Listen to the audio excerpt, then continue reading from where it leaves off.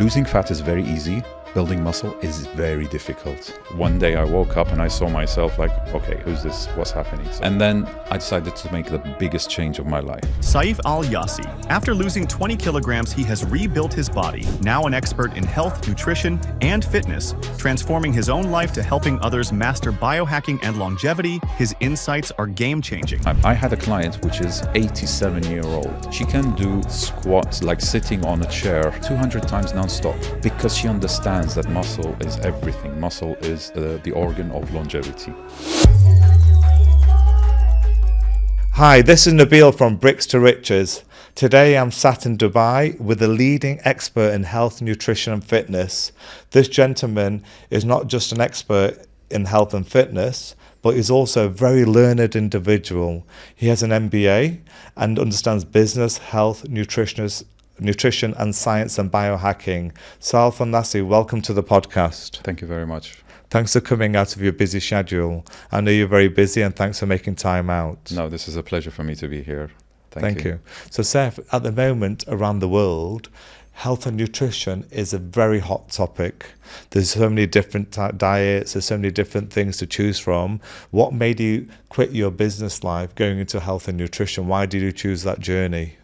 So the journey started when I gained weight myself. I used to be like an individual who loves to be in shape as a teenager.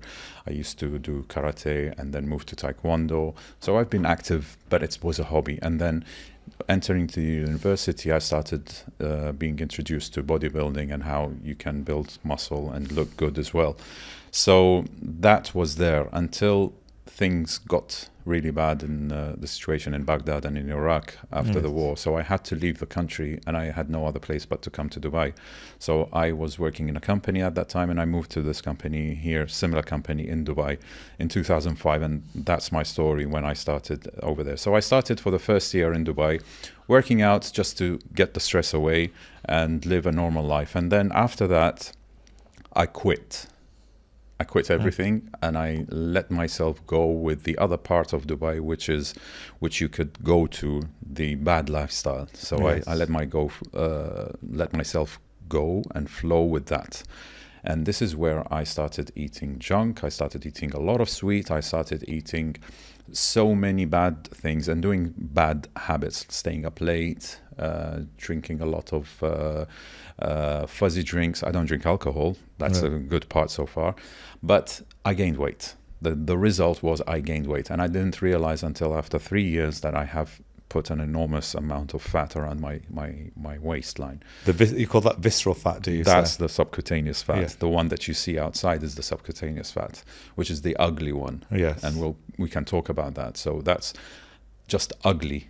It doesn't harm you that much. It takes 20 kg to harm you plus. And the visceral fat is inside and you don't see it. You could have a six-pack and have visceral fat, but you can't have six packs and have subcutaneous fat. Right. Yeah. So that's the difference, slight difference. So I had more of a subcutaneous and probably I had some visceral fat as well, but it's just the visual look for me in the mirror. One day I woke up and I saw myself like, okay, who's this? What's happening? So I started doing some changes on myself. So obviously I noticed that. It's good you got that wake-up call because I saw your photos on Instagram before and after, and now you're in amazing shape. Absolutely. That was the wake-up line. It was when I was 29, 2009. So I was born in 1980. So 2009 was when I was 29. And then I decided to make the biggest change of my life. So the body was the target. I started focusing on working out, taking care of my food, slowly educating myself. And that's when the journey started of educating myself in nutrition and took all the certificates, courses and education related, ending up with a master's degree in bodybuilding and nutrition, as you mentioned, plus my education in genetic engineering as well, which I graduated from Iraq. So I mixed kind of the two, knowing like how the body functions and doing the research, what doctors say, what nutritionists say, what life says, and what experiment says. So I started experimenting so many diets here and there, and I found myself changing, and the change started to attract people, and people who are curious, like the first circle around me, family, friends, and then going further and further, people started to ask me, and I saw an opportunity here, which is personal training. I can help people and make money as well, beside the job that I had working in medical equipment in Dubai. So I was doing both, and I did that since 2010 until now. I'm still doing personal training, not because I need, but it's just because there's so much that people don't know. There's so much that I have learned, and I'm still learning, that people have to be aware of. So I started to become an influencer here. I started to talk about nutrition, and that's why you reached out to me here, because of the results that I have done onto myself, plus the effect that I'm doing to public as well. Yeah, you're a walking, talking example of how a male should look. You're an ambassador of how aesthetically somebody should look. So that's why I reached out to you. And I'm into fitness as well now. Yeah. So that's why I thought I'd speak to you. So this is exactly, because see, I mixed so many things here. If you look at my whole portfolio of who I am and how I grew up.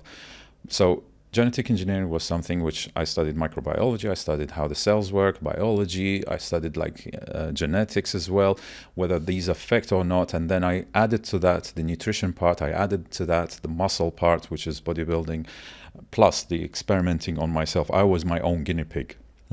So I don't do anything, I don't say anything out in public or advise a client that I have unless I have done it myself. And plus the work which I have been forced to work as a salesperson in medical equipment, I didn't like sales. I was always wanting to work in a lab doing biotechnology or doing stuff related to the studies that I have done. But the situation, the environment did not help. So I had to find a job. So medical equipment was my to-go job that pays the bills. So I succeeded. I didn't like it, but I succeeded. And I stood as one of the best salespeople in medical equipment in UAE, at least, or in the region. People know me for that. So I made myself aware of the techniques of sales, how to talk and sell yourself. So for me, I always had to believe in something. I had to see it to buy it.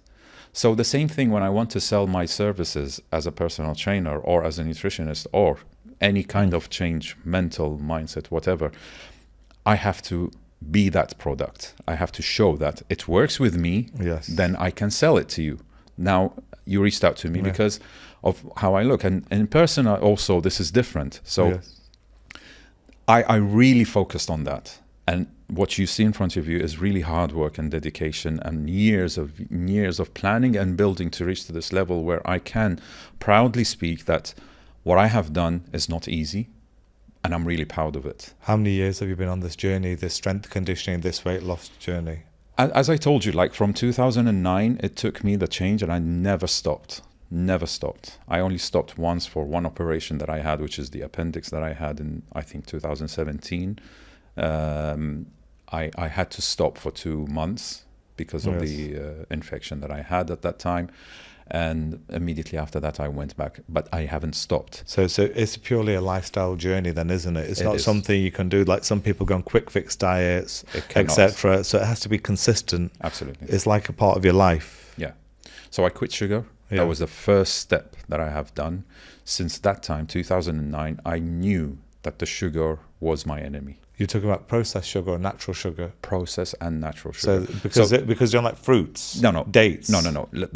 Because processed sugar, the table sugar, people call it natural sugar. Yeah. So I want to be very specific here. Yeah. I don't talk about fruits. I was eating fruits until I accommodated the carnivore diet a year and a half ago, which is totally extreme. We can talk about it later. But natural sugar, I mean the white table sugar, and then on top of that the processed sugar that is everywhere, hidden in every single thing. So I knew that I had to stop, and I started stopping gradually, and I immediately noticed massive change in the weight as a number. I was 3 digits. I dropped 20 kgs in just a year, which was a massive change. But then people started questioning me like, are you sick? Are you okay? And I didn't like the way that I look. I looked like a skinny, fat person. That's not the image that I have for myself. So that's where I decided to start building muscle. It was difficult because I was Yes. already 30 at that time. Building muscle at 30 is not the same as building muscle when you're a teenager Yes. or in your early 20s. But it is possible whenever, whether you're in your 40s or 50s or 60s. Some or people do it at 70. any time. I had a client which is 87-year-old. She's Yeah. a lovely woman. She can do squats, like sitting on a chair squat, Yes. kind of squat, 200 times non-stop. Because she understands that muscle is everything. Muscle is the organ of longevity. And muscle's anti-aging. That's the best anti-aging mechanism we can use. Absolutely, because your bones are Yeah. connected with muscle. Yes. Your joints are connected and move because of muscles. The way that you look, you move because of muscle. So you can sit. Now there are muscles. You Yes. talk with muscles on your face. So everything is muscles, okay, in your body, the skeletal muscles we're Yes. talking about. And plus, we have the smooth muscles, which is the organ muscles, and then the heart muscle, the cardiac muscle. So these are the three types of muscles that we're talking about. But the ones that you have control over is the skeletal muscles, the one that's outside. It's the organ of longevity. You have to maintain it. You have to keep it strong and elastic as well at the same time. Okay, so strength training or and resistance flexibility. training and some kind of flexibility. So, Saif, if you have a client, let's say if you're coaching me, and I said to you, Saif, what will you do with me? Would you do strength conditioning or would you do cardiovascular? Because there's different myths around. Some people say it's 1/3 cardiovascular, 1/3 strength conditioning, 1/3 agility, flexibility. You should do those three aspects in your training. Which one would you recommend? Or does it depend on someone's age group, age category, goals? What would you recommend to a client? Any client that walks into me, Yes. any, and I say 100%, the first thing that I notice is lack of muscle.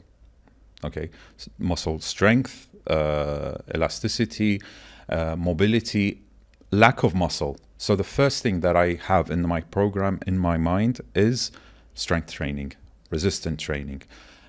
These are different names because of Yes. different age groups. So resistant training, we could mean just like body weight training Yes. or some bands. Yes. Availability as well could be there, like the type of place that you are. Yes. You can't say like I don't have access to a proper gym with equipment and weights.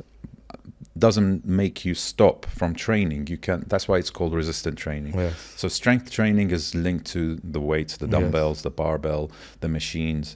So it's a must to have your muscles under pressure by weight. So bodybuilding in general, as a name, it's the umbrella of all the sports and all the muscle building. Yeah. It's built on one thing: progressive overload. Right? What is progressive overload? When you think about the word, progressive overload could mean that you add on weights as you progress in your training. So you get stronger and stronger. You get stronger and stronger because your body loves to adapt. Okay. Yes. And loves to stay in that comfort zone. So if you teach it a certain weight, it will adapt, and there's no results, no changes. So you need to add. So bodybuilding is built on progressive overload. But this progressive overload could come with either adding weight or using different types of tempo in the terms of movement, adding more sets, adding more reps, or adding lowering the rest between the sets. So there's so many ways and variations that you can do. So body weight, elastic bands, a child, a pillow, a table, anything around you can mimic what you do or what we do inside the gym.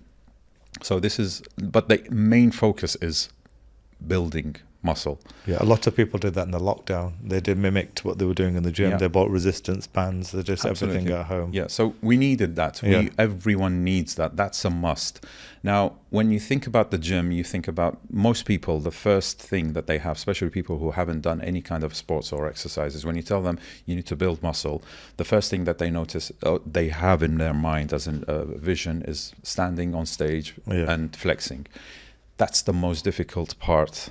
To brainwash the people from that misconception and make them understand how important it is to be active, how important it is to have muscles strong. Yes. strong muscles, because as we age, it gets difficult. And even building muscle by itself as a progress, if you know, going to the gym, losing fat is very easy. Building muscle is very difficult. And Very muscle difficult. weighs heavier than fat. Yes. Plus, the mass of the fat is bigger. It looks bigger than the muscle, but they could weigh the same. Yes. So when you look at building muscle, you as an individual, for example, or me at the same generation, let's say, the best, if we follow every single thing by the book, training, rest, and nutrition, the amount of muscle that me and you can build per year, pure lean muscle, could vary between 1 to 2 kg max, naturally, So, no enhanced. That's the best if we follow Yes. every single thing by the book. And we're a generation above 40, Yes. right? It gets better probably, but it's always faster and rapid for those Yeah. people who don't have any kind of muscle in their body, like active Yeah. muscle. So they build, the first step is lot building a faster. little bit faster, and then it kind of goes into that plateau. But it's not the end of the world. So whatever age you are, you still have to work. So that's why it is very, very important, because it's very difficult. And that's why consistency is there to build muscle. Rest, going to the gym or at home or any place in the park or wherever, just lift heavy stuff. Lift them the right way, learn the technique, and make sure you don't get How many injured. times a week, Saif, should you do strength conditioning a week? So if we go back to the word consistency, Yes. for example, for me right now, I'm a very, very busy person because I do personal training. I have my own business to run, and I have a family. I have other stuff online that I need to care about, Yes. content creation as well. So I have a busy schedule throughout the week, but I still have to find time for myself. So I do 3 days a week right now, which is the best Yeah. for busy people. No excuses. Less than that, you can distribute them throughout the week, like every other day, finish them all, but stay active throughout the day. So, and also, Saif, when you do 3 days a week, obviously you must be hitting the whole body, or do you do upper body, legs? How do you do it Yeah, I try to hit everything. So in those 3 days? yeah, Because some trainers say that you can do chest and back one day, Yeah. you can do shoulders, arm the following day, As long and the as you following day do complete legs, and then keep a whatever. repeat altern. whatever it is, Nabil, Yeah. whatever it is, as long as you're by the end of the week, by the end of these 3 days, you hit every single muscle in your body. Yes. It's fine, no matter Okay. what. Don't So make there's no it- fixed formula? No, there's no fixed formula. Okay. Make it easy, make it simple, but make it consistent. Keep showing up. Yes. Keep giving yourself that effort that you need, your body needs, and then we talk about the other stuff, which is more important than just going to the Yes. gym. Yeah. Now, also, Saif, the other point is if you look at celebrities who are bodybuilders like Sylvester Stallone, Yeah. Arnold Schwarzenegger was Mr. Universe, Yeah. and they were basically in their prime, they were in a great shape.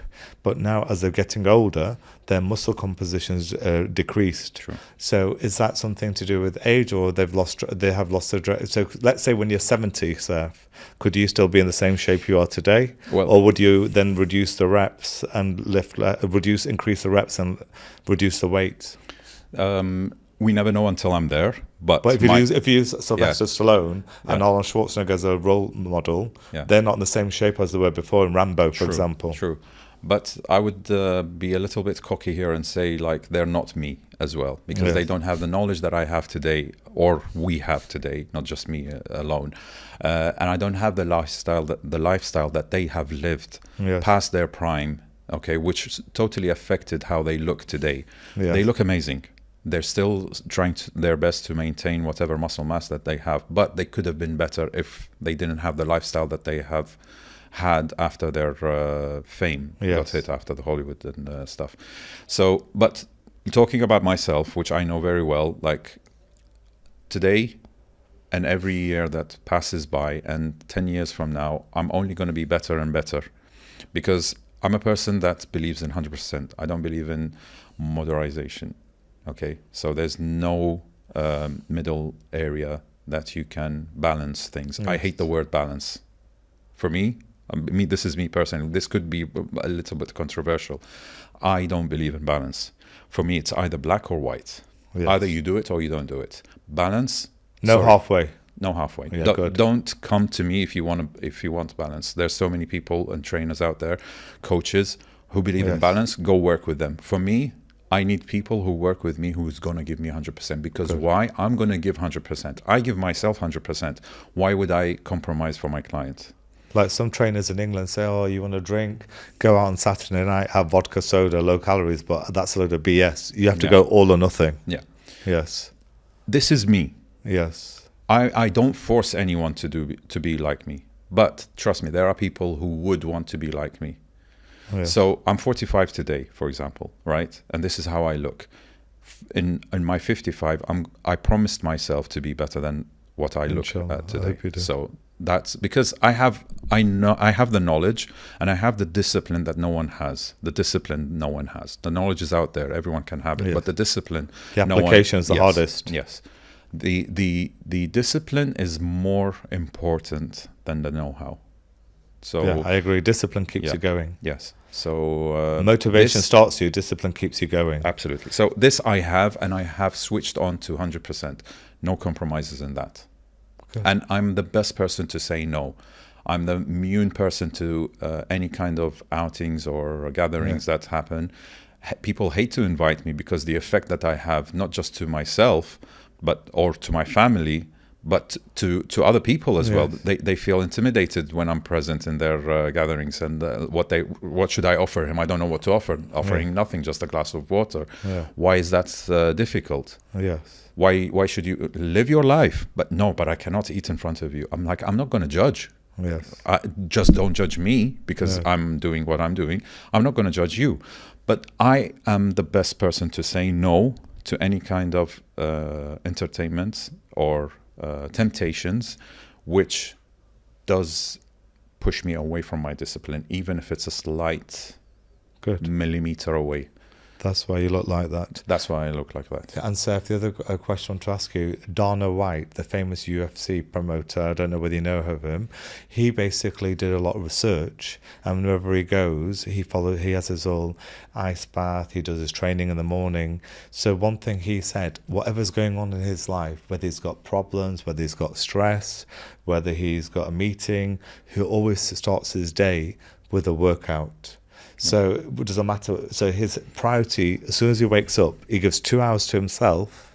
So where he trains and does biohacking, like he goes in the plunge pool, he'll go for cryo, he'll do different treatments, and then he starts his day. So going back to your training that we just discussed, strength conditioning, some people say it's best to train in the morning, get out of the way, or do you say do it according to your schedule in the evening? I personally like to train in the morning as well, get out of the way. As soon as I've done my morning Fajr prayer, I like to train. That's how I've trained myself. I'm going to be a little bit flexible here, and I'll tell you a little bit of a history of how I used to train myself. I used to love evening times because I'm a night person. I like to stay. I don't sleep late, but for me, 1 o'clock is fine. I sleep at 1 or 12. That's my best. Previously, not now. So I prefer training late at night. So that was kind of the reason why I sleep late. And I wake up in the morning like barely pulling myself from the pillow and trying to really have that wake up, like I need a big dose of caffeine, shower in the morning to really stay that awake. But what I've realized accommodating the early morning style, because I've been forced to wake up early for a client that wanted to train at 5 a.m. in the morning. So that means for me, I have to be awake at 4 or something to be able to reach to her at 5, gave me a different type of perspective. And that has been for the past 4 or 5 years now, I skipped a few trainings and then I realized no, I can accommodate it in the morning time when I have time. It's just that my body isn't awake. So I started sleeping early, waking up early, avoiding caffeine as well at night. And as I was doing this and training in the morning, I noticed that I'm more fresher, I'm more awake, my body's awake, I'm alert more. I don't need that much caffeine in the day to keep me awake. I got it out of the way. I've done so much things in the morning as well, post my training. Yes. And then I sleep early. And then I realized as well, on top of that, when my research in sleep and how important sleep is and how the different types of sleep, like deep sleep, REM sleep, Yes. and other stuff. And then I realized, like, wow, I was killing my body. Yeah. And that's why the recovery took so much time. That's why I couldn't really build that much muscle. That's why there's so many whys. It's just because the sleep wasn't really deep enough. Have you noticed, like, some people say to you, like, I can have a cup of coffee and like 5 minutes later I can go to sleep. Yeah, because they've been used to the caffeine. Yeah, so their body is used to the caffeine, but yeah. that blocks them from going to the deep sleep. Yes.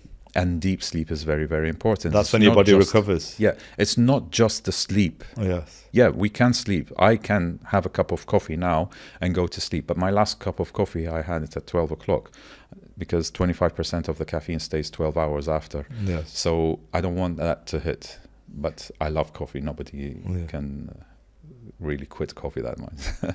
Gives you the energy. It's just the taste, probably, because I'm addicted to it, yeah.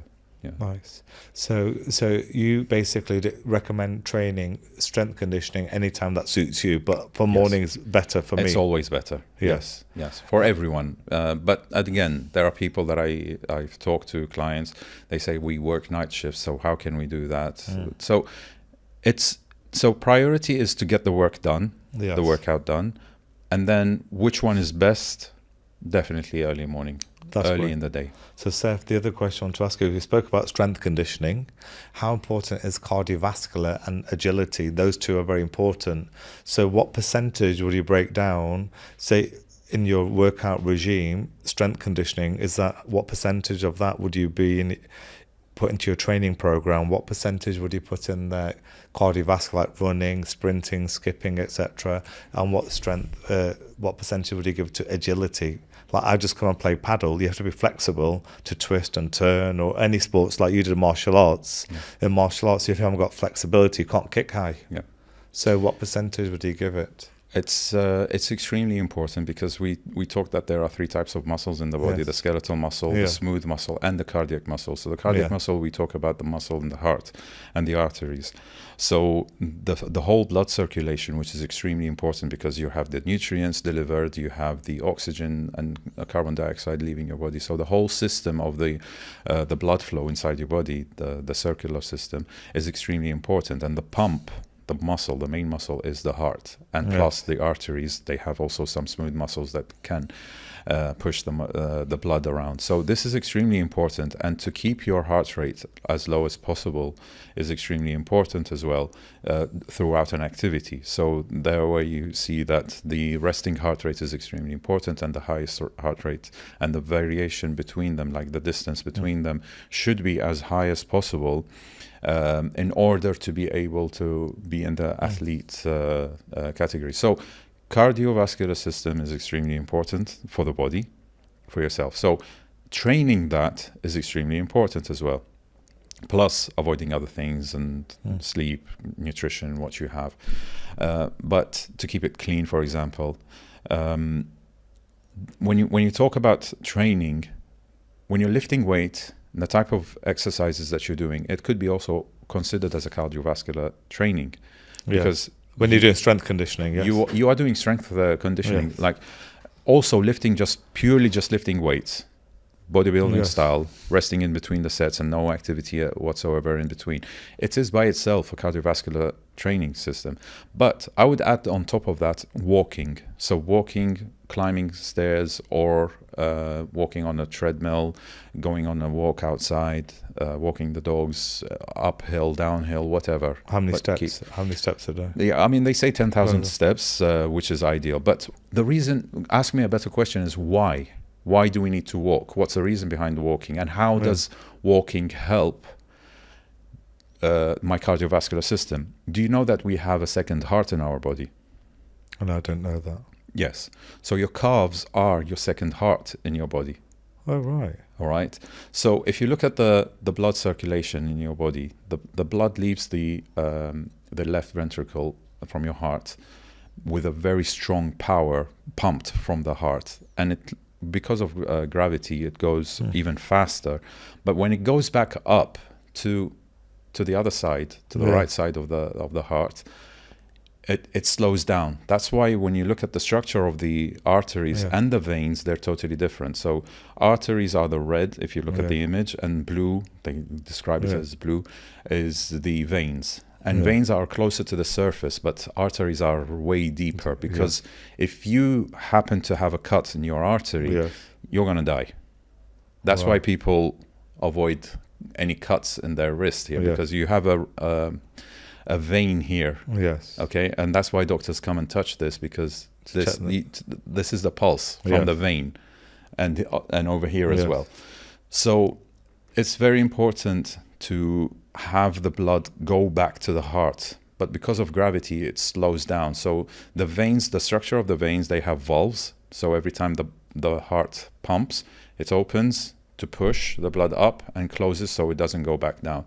But what helps also push is the calves, because there's a main vein here with the contraction of the muscle of the calf, helps pump faster and stronger to make the blood flow. So it helps in the circulation. So there's a pump here and there's two pumps on both of your legs, pumping the blood back to the heart. They help each other. So this is what probably people don't know, and this is like something new. Maybe some people do know that, the specialists, they do know that. They call it the second heart. And that's why walking is very important, because when you're walking, you're activating the calves. And especially, why do they say when walking on an elevation? Because if you walk on a treadmill, which is elevated, you're going to feel your calves are on fire. That's the first thing you're going to feel. Or when you're climbing a mountain, or when you're on a Stairmaster, same thing, same concept. But then you have the thighs as well working. That's different. But that's the idea behind the cardio, or behind walking, is to activate the second muscle, the second heart in your body, and make the blood circulation more seamless. And so some gyms have calf machines, weight training, where you stand, put the weight on your neck and lift the calves up. That's for the size. This is hypertrophy of the muscle, to get the size out of it. But can you do this with the weight every single day? It will be ideal. No, you can't do it every day. You need to recover. And that's why there's an experiment to raise or increase the size of the calf muscle. Try to walk on your tiptoe, on your toes every day for the next 30 days. You're going to see a big change in your size of the calves. For those who are having hard gainers in their calves and they don't develop good calves, I would advise them just to start tiptoeing for the next 30 days and see them big changes, and measure the distance, the diameter of the calf. You're going to see a big change, big change. Good. So we spoke about cardiovascular. You can do that through weight training and walking. And what about flexibility? Because a lot of males, especially, women are generally designed by God to be more flexible, because they give childbirth, etc. But if you look at a male, they're generally a lot tighter. So what do you think of flexibility? Some guys just go in the gym, pump iron, feeling pumped up, but they don't do flexibility and they get injured. So flexibility is a key component as well. How much of that should you do in a week? Every day? This could be a little bit different for the world to hear, but since we're both Muslim and we pray, for me, the praying movements that we do 5 days a week, 5 days a day, 5 times a day. For me, this is the best stretching that you could do or I could do for myself. Okay, so I don't need to do anything more than that. But for those who don't, it's just to mimic the exact same movements, because it's the perfect stretch. If you look at how the prayer is by the ruku or sujood all the way down, and then when you sit, you're stretching your thighs, you're stretching your hamstrings, your back. And do you know, when you do ruku, if you don't know, that there's a hadith that when you bend down, your back should be completely 90 degrees L-shaped. Like if you put water on it, and it doesn't drop. Exactly. And then this is for the hamstrings, and this is what you do when you're trying to stretch your hamstrings. For those who have tight hamstrings, they suggest to do the ruku. So this is a little bit different, Yeah. but I had to say it because it's interesting. It's new. Nobody has spoken about it. I pay attention to it because I am a Muslim. I am doing personal training, and I'm interested in mobility and flexibility. Because when I studied it and people started showing me these moves, I'm like, but I do these movements. Yeah. And when I learned them and I went to go and pray, oh, I'm already doing this. So why should I do it again? So that's this. Yeah. But it is very important. Yeah. Thank you. So, Saif, and when we go on to other topics now, so a lot of people say in order to train, they have different priorities, different rankings. So, number one, the most important thing is sleep. Yes. In ranking order, like when you build a property, because my expertise, I'm in real estate, the most important thing is foundation when you build a tall building. So the sleep is the most important. I would say nutrition. Then they say nutrition. Then they say exercise is the last. Would you rank nutrition more than sleep? Yes, 100%. Okay, so we'll talk about nutrition now. Yeah. In nutrition, Saif, there's so many different diets out there in the world, and lots of people, you're clearly passionate about it. You want to help people. That's why you left your sales job and you're doing the job, a passion that you enjoy. But there's different diets out there. Like you've got the Atkins diet, you've got the calorie diet, you've got different diets people do. So what I want to ask you, the Candida diet, you was talking about the Carnivore diet. Yes. So how does anybody know whether you've got Mr. Smith, you've got Mr. Jones, you've got Mr. Patel, how would they know what diet's right for them? Okay, so understanding the ABC of nutrition, and this is for all the people out there who studied and who haven't studied nutrition. The ABC of nutrition is we have essentials and we have non-essentials. Yes. So if we look at the macros, macronutrients, we have protein, fat, and carbohydrates. So what does essential mean? Essential means that your body needs it from outside sources. Your body cannot make it. Yes. Non-essential means that your body can make it, and it does not really necessarily have to have it from outside sources. But if it's there, it's okay. Yeah. Now, when we look at what are the essentials, protein gets digested into 20 amino acids. 9 of them are essential and only found mostly, like I would say 99.9999% in animal protein, okay? Then you have the fatty acids, which is also essential. Carbohydrates are not essential. Right. And the reason why is because there's a mechanism in your body which is called gluconeogenesis, which transforms, in the absence of carbohydrates, transforms one of the amino acids or the fatty acids into carbohydrates whenever your body needs them. So it is so important. Carbohydrates is digested into glucose. So glucose, which is so-called the blood sugar, is so important that if you do not consume it, your body has to make it. That's a carbohydrate. That's glucose. Right. Yes. So your body makes glucose from protein sources and fat sources. Or whenever you eat carbohydrates, it digests it into glucose. Now, why glucose? Because it's the source of energy. The cell loves glucose. It functions throughout glucose, so it's extremely important. But where is glucose stored if it's not used for energy? Because we have certain places that once you digest the carbohydrates into glucose, it goes into places. Where does it go to? It goes to the liver. You cannot increase the size of the liver, so the liver stays fixed with its size. Okay, so this limited amount of glucose can be stored in your liver. And the other place is the muscle.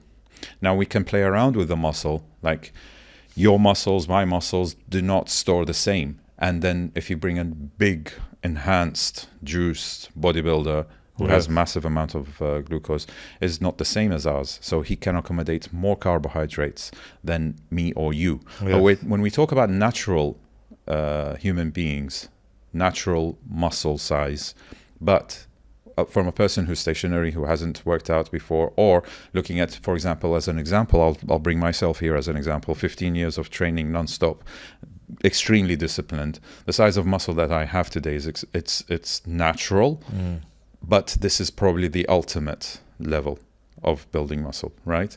Naturally. Yeah. But the amount of carbohydrates that this person has to use is different than the amount of what I have to use. But then we should not neglect that there's a big monster out there who's enhanced, and he has loads of pounds of muscle on top of him, which is not natural. But there are places to store carbohydrates, and he needs, in order to keep the size, he needs that glucose. So this is why I brought the enhanced bodybuilder here, because this is mostly why we have the misconception of the need of carbs for those people compared to natural people. So when this person goes to public and say, you need carbohydrates, he's talking about himself, not to natural people. Not the masses. Yes. He's a so small you can't group. apply. Yeah. And then when we think about what this guy says and what the literature says there is carbohydrates, which is non-essential. Yes. It's essential for him because he has muscles that is not natural. Massive amount. To maintain that size, he needs, because the carbohydrates is stored, as we said, in the liver plus the muscle. Okay? Right. As glycogen, because glucose plus glucose, it creates a chain. It's called glycogen. Yeah. Glycogen is the way of storing the glucose in the muscle. So that's where the misconception is, and that's why your body, as a natural person, human being who is listening to me right now, is how much carbohydrates do you need? How much energy do you need? I don't know. Nobody knows.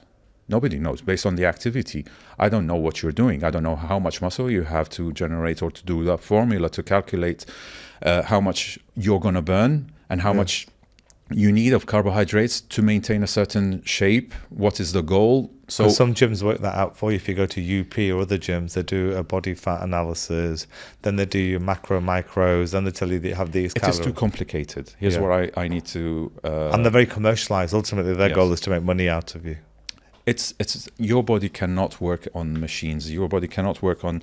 I wear this watch, for example, just to get the notifications when my mobile is silent. Yes. But having these gadgets around you, surrounded by multiple gadgets, measuring your intake of calories compared to what you're burning, and trying to look at the calorie income, it's not ideal. We're living in a busy world right now. Everyone is working. You cannot have 5-6 meals a day to measure calories, to look at your intake and whatever. We just need to eat whatever is out there, right? So, but here's the beautiful thing, is like when you go back, why I started accommodating the carnivore diet is because what I'm eating only the essentials. Yes. Right? Protein and fat. Just for the listeners, can you explain, Saif, what is a carnivore diet? Because a lot of people will not understand it. Okay. So carnivore diet is purely animal-based diet.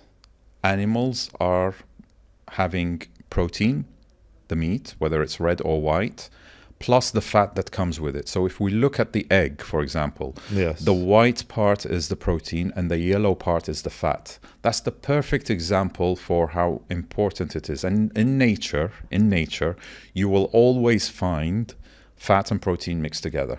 You won't find carbohydrates with them. Yes. Okay? So carnivore diet is the diet that is purely animal-based.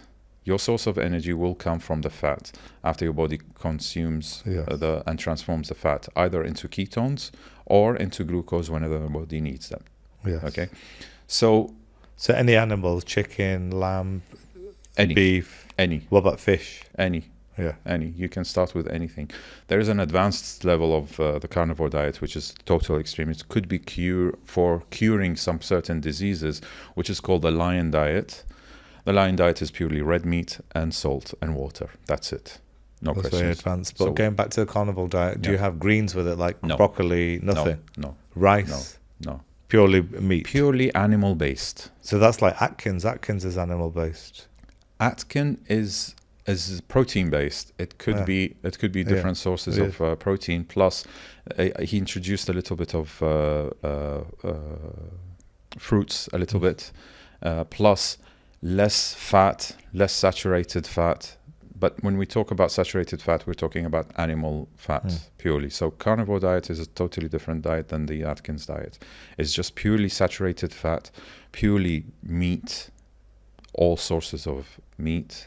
And what do you have the meat with? So, for example, let's say if you and I were going to go and have a steak now, that's and we went to the steak, would we not have just any salt? That's it. That's it. No peppercorn sauce, nothing. No, nothing.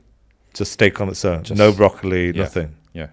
If you can afford eating twice the amount of the steak that you can eat just to feel satiated, go for it. There's no certain calories counted here. There's no macros counted here. Eat, because fat and protein does not make you fat. Right. So just live off meat, any meat you can with salt, that's it. Yes. Carbs, excess amount of carbs makes you fat. If you don't work out. If you're introducing carbohydrates to your diet, then you need to calculate calories. So when you have eggs, for example, Saif, you have them on their own, that's it? That's it. I can cook them multiple ways. I can cook them like boiled, fried with butter, omelets, sunny side ups, poached, poached, any sauces with butter. So again, for the listeners, let's say you had anybody, how would they know which diet works for them? Carnivore, Atkins, high protein diet, calorie counting. How would you know what to work? I will go back. See, in nature, because there's so many options available. There's so many options available. There's so much difficulties out there as well. So many challenges, so many misconceptions as well. So many myths which have been taught to us by Western media. I wouldn't say more than that. But if you look at the products which is out there, knowing what I just said earlier, the ABC of nutrition, which is the essentials, the fat and the protein, you can decide what to eat and how much to eat. Knowing that your body is built with muscles, your body requires the fat, and fat is not the enemy, and fat does not make you fat. Okay, this is another myth, that probably one of the biggest myths out there. I advise people to go read the book, which is called The Big Fat Surprise. This is like a huge bomb in nutrition and in the medical world as well. So fat does not make you fat, and then protein is extremely essential. Yes. And then carbohydrates, if you're the guy who wants to be 100%, welcome, I'll teach you everything. But if you want to balance, know at least that carbohydrates could cause you to be sick, could cause you to have the aches that you have on your elbows, or could cause the inflammations. For me, excessive amount of carbs and carbohydrates could be complex and goes down to the simple carbs, which we talked about earlier, the sugar. So sugar for me is like a toxin or a time bomb, could explode anytime, anywhere in your body. I believe strongly that the human body should not be sick. For the past 1 year and a half, since I've been on a carnivore diet, I haven't been sick. Alhamdulillah. I've been around so many people who are sick, close to me, my clients, having COVID, having multiple flus, colds, everything. Yes. Nothing. So you built a good immune system with the carnivore diet. Exactly, yeah. And that so you recommend the carnivore diet, sir? I do.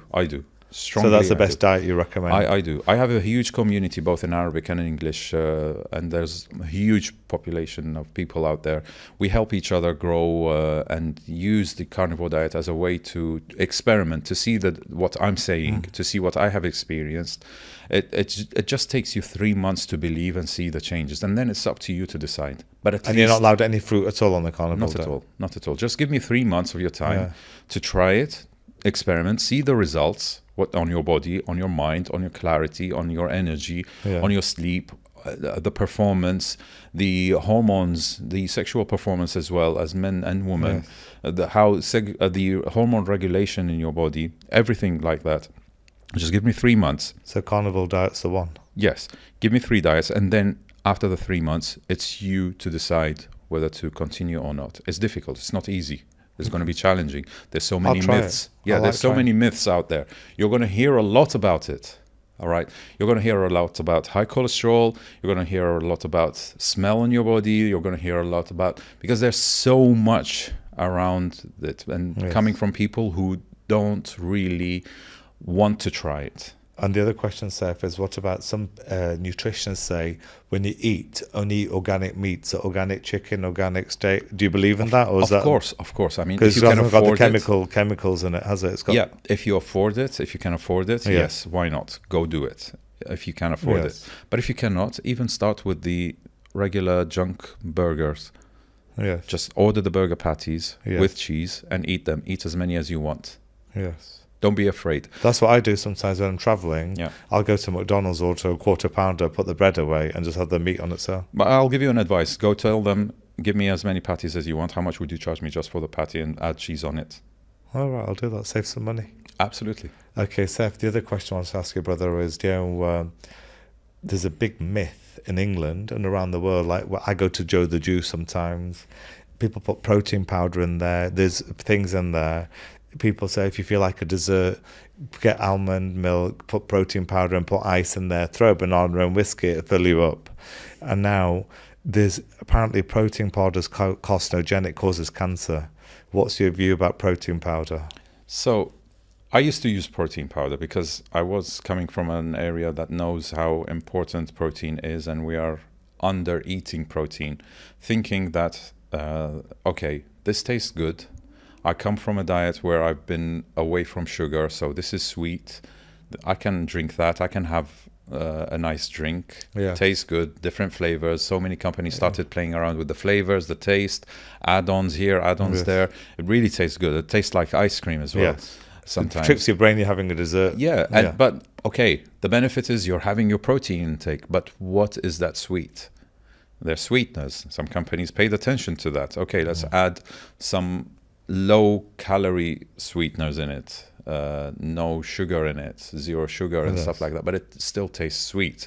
What does the taste of sweet do to your body? Once you start having that sweet trigger or tingling, even if it's 0 calories, Yes. your body starts sending signals to your pancreas to secrete insulin. And insulin, when it goes to the bloodstream, there's no enough glucose in it to take it, because when you think about insulin is a hormone that takes Yes. the glucose to the areas that we just talked about, Yes. the liver or the muscles, or the third place, the fat cells, the excess amount of it. But when there's nothing out there, there's a load of insulin in your blood, no signal, nothing to do. What does your body do with that? And then with time, you start producing something which is called, or you start developing something which is called insulin resistance, which means the cell of your body does not accept the insulin anymore. So it starts resisting, which is the earliest stage to pre-diabetic. Right. And then diabetes type 2, which is more dangerous before going to the carcinogenic, because carcinogenic here, there could be loads of amounts of chemicals that they add to it, because whey protein could be organic, could be not organic. You don't know what the type of powder they're using. It's supposed to be from milk, but milk does not taste that good. Milk does not taste like cookie. Milk does not taste like chocolate or strawberry or vanilla. What are these sweeteners? What are those flavors? That's when, it's extremely dangerous. So if your counsel on protein powders are complete no. Complete no. Right. So that means all the media that sells protein powders, for them it's a business. Yes. Protein bars, if you go to a shop and you're on a diet, people just get a protein shake from the fridge thinking they're on a diet, but you're putting crap in your body. Yes. Right. But And there's a school of thought that causes cancer. yeah, but I just want to highlight something here.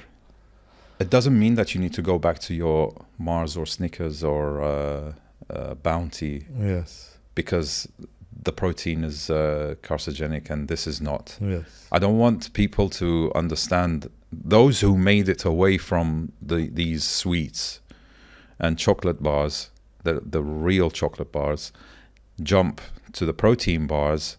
Protein bars is still safer than them.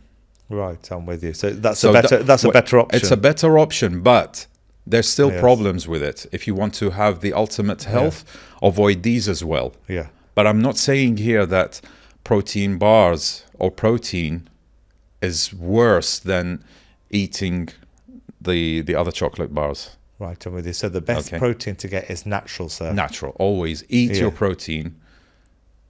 Eat everything. Use your teeth, use your muscles of your jaw to chew whatever you eat, not drink what you're supposed to have as nutrients.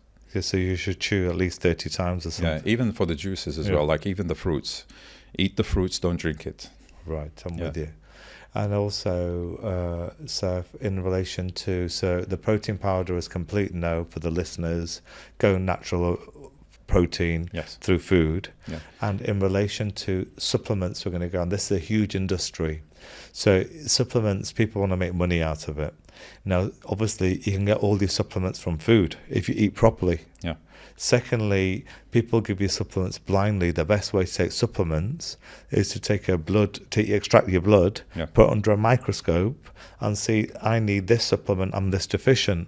Whereas a lot of people just say, oh, I'll take vitamin D, I'll take C, I'll take zinc, I'll take collagen. They have no idea how much deficient they are. So what's your view on supplements? How do you know if you need supplements? And would you take it supplements or would you get it through your nutrition? I will give you an example here. Most of the people are deficient in two main vitamins, which is the vitamin C and vitamin D. Yes. Right. The first question that popped in my personal mind, not from the outside, when I accommodated the carnivore diet, is where am I getting the vitamin C from? I'm not eating vegetables because vegetables has no meaning in your diet at all. No fiber, no vitamins. I'm going to get all the vitamins, but vitamin C, where am I going to get it from? That was a big question for me at the beginning. Yes. And then I realized that when I did the blood test and I did my vitamin test, it was better than before. And then I was like, wow, what's going on here? So I had a podcast with Dr. Sean Baker from the States. I would consider him the godfather of the carnivore diet. And I asked him this question, and he mentioned this in his book, the Carnivore book, where he says, which makes total sense to me. And this you can take as an example and apply it to all the other vitamins, all the other supplements. And then that's why I'm trying to bring this example here, is that there are receptors in the cell. Every single cell has receptors waiting outside for your nutrients and waiting outside for your minerals and vitamins.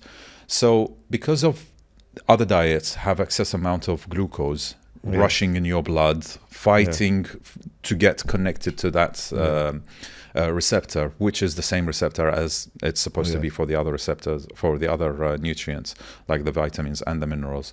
So it's always dominant. So the excessive amount of glucose blocks these receptors and then does not allow the vitamins to go inside. To penetrate. And that's where you get cell deficiency of these nutrients, of these vitamins. And that's why they tell you, go take supplements, go take your vitamins. It's important. They sell you that.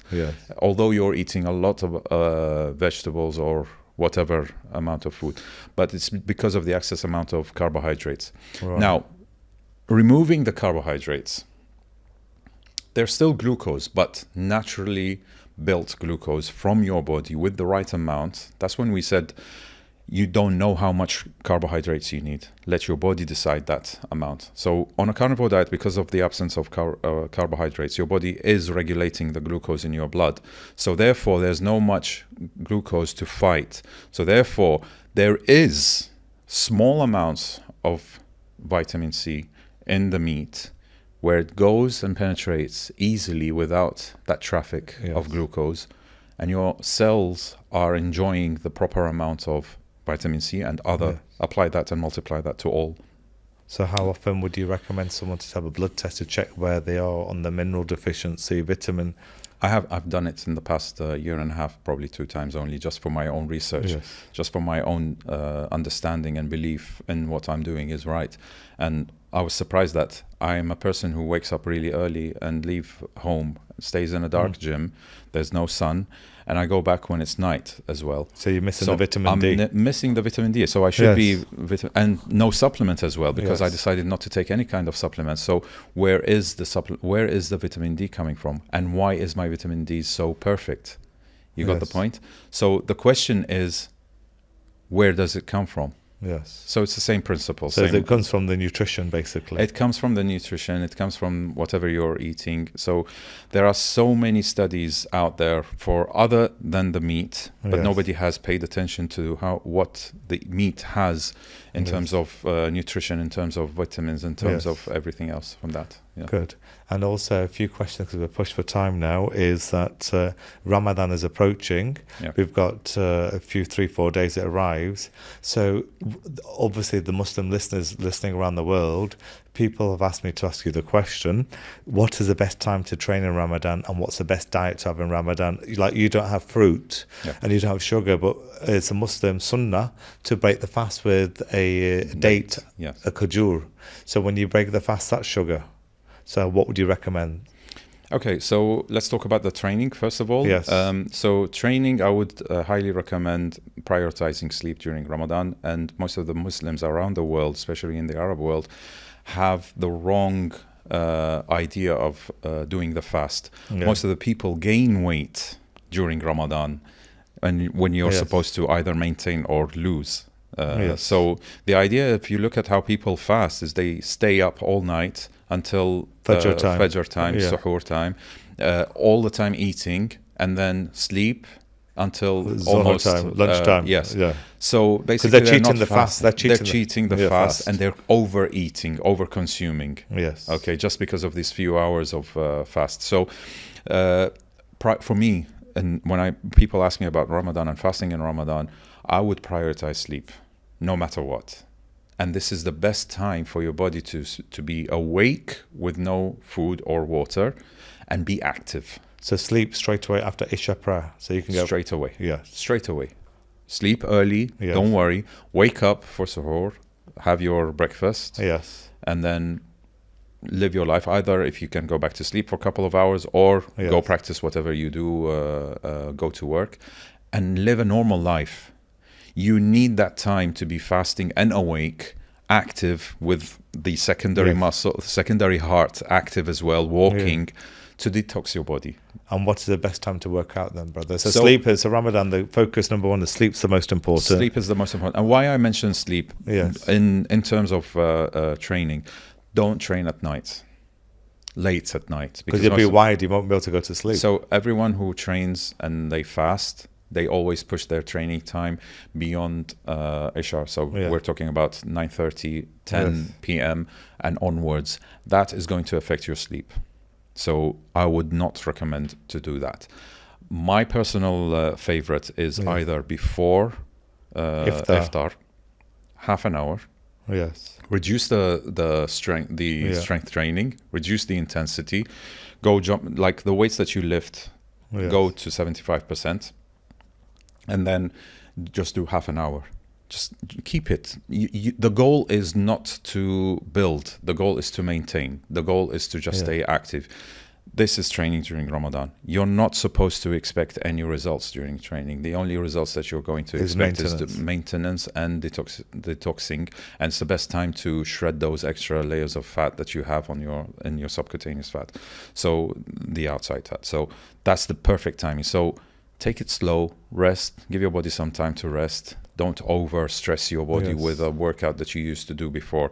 So before iftar, half an hour, just few sets. Reduce the sets from 4 to 3 to 2 Yes. even.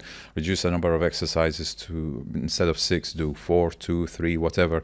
Try to do full body compositions, training, lower the intensity, and then go eat. So and live what a do you normal life. recommend for the Muslim listeners Yeah. for iftar and sahur? As eating, as nutrition? Okay.